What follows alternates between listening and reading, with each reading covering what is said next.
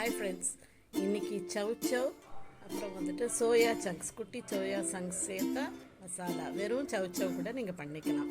இதுக்கு தேவையான பொருட்கள் ஒரு சவ், ஒரு வெங்காயம் சின்னதாக கட் பண்ணிட்டு, அதுக்கப்புறம் ஒரு 4 பல்லு பூண்டு, சின்ன பீஸ் இஞ்சி நறுக்கி வச்சுக்கோங்க. அப்புறம் ஒரு தக்காளி பொடியாக நறுக்கி வச்சுக்கோங்க. ஒரு 2 பச்சை மிளகா நல்ல ஃப்ளேவர் கொடுக்கும், அதுக்கு தான். ஓகே, அப்போ இது எல்லாத்தையுமே நறுக்கி வச்சுட்டு இந்த சோயா சங்க்ஸை வந்து கொஞ்சம் வெந்நீரில் ஊற போட்டு வச்சுக்கோங்க. ஓகே, அப்புறமா ஒரு வாணலியில் கொஞ்சம் எண்ணெய் எடுத்துக்கிட்டு ஜீரகத்தை தாளிச்சிட்டு அதில் வெங்காயம் இஞ்சி பூண்டு போட்டு நல்லா வதக்கிட்டு அது நல்லா பச்சை வாசனை போட்டு தக்காளி போட்டு நல்லா வதக்கிடுங்க.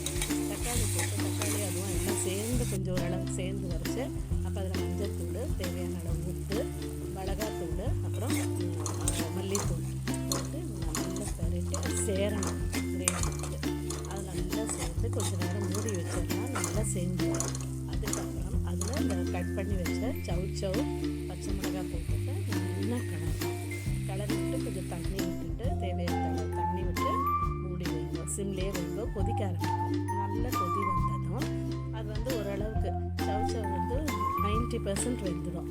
அப்போ வந்து இந்த இது இருக்கு இல்லையா, சோயா சங்க்ஸ் ஊற வச்சு வச்சுருக்கோம் இல்லையா, அதை போட்டுட்டு புழிஞ்சு எடுத்து போட்டுட்டு மேலே கரம் மசாலா போட்டு நல்லா கிளறி விட்டுட்டு இதுவும் திருப்பி அதே மாதிரி தான் ஓரளவுக்கு அந்த சிம்மில் வச்சு கொதிக்க வச்சிங்கன்னா அந்த ஃப்ளேவர் வந்து மசாலா ஃப்ளேவரை நல்லா எடுத்துக்கன்னா. சவ் ஒரு மாதிரி பிளாண்ட் வெஜிடபிள் இல்லையா, அது யூஸ்வலாக வெறும் சவ் கூட போட்டால் நல்லாயிருக்கும்.